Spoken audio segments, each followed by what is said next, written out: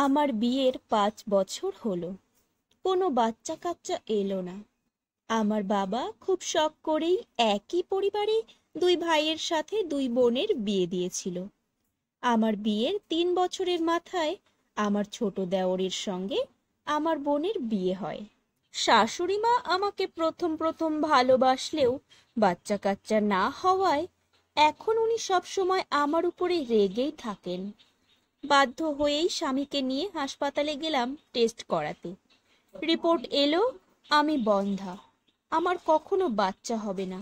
আমার স্বামীও এখন আর আমায় তেমন গুরুত্ব দেয় না।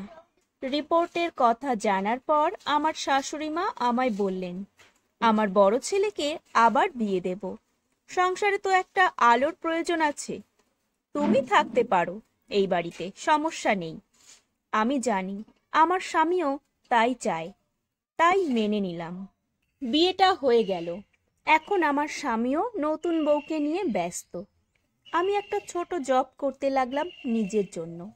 2 বছরের মাথায় আমার বোনকেও শাশুড়ি মা যা তা বলে কথায় কথায় অপমান করতে লাগলেন। আমার বোন আমার কাছে এসে কাঁদতো। একদিন আমার শাশুড়ি মা বোনকে বললেন, তোর বোনও বাচ্চা দিতে পারেনি আমার বড় ছেলেকে।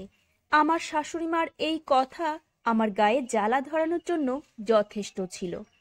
আমার দেওর আমার বোনকে নিয়ে পরীক্ষা করাতে গেল।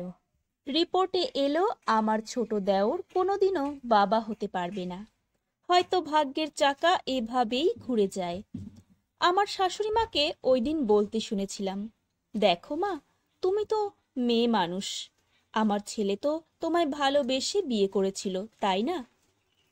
তুমিও তাকে অনেক ভালোবাসো। জীবনে তো বাচ্চাই সব না। কষ্ট করে থেকে যাও না আমার ছেলের ভালোবাসায়।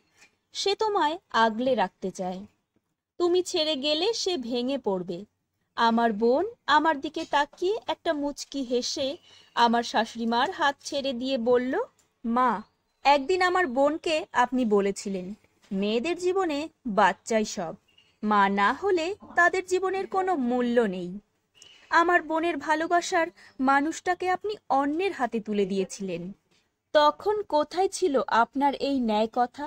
শাশুড়ি লজ্জায় চোখ নামিয়ে নেয়, সাথে আমার স্বামীও। আমি ওই দিন আমার বোনকে অবাক হয়ে দেখছিলাম। ও আমার হাত ধরে ও বাড়ি থেকে বেরিয়ে এসেছিল। আজ আমার বোনের 2 ছেলে, আর আমার একটা ছেলে একটা মেয়ে আছে। আমি একজনকে বিয়ে করেছিলাম বাবার পছন্দে। তার বউ ডেলিভারির সময় মারা যায়। আমি তার ছেলে মেয়েদের নিজের ছেলে মেয়ের মতোই ভালোবাসি। তারা জানে না আমি তাদের মা নই, আমিও জানাইনি। হোক না, তারা আমারই সন্তান। জন্ম না দিলে কি মা হওয়া যায় না?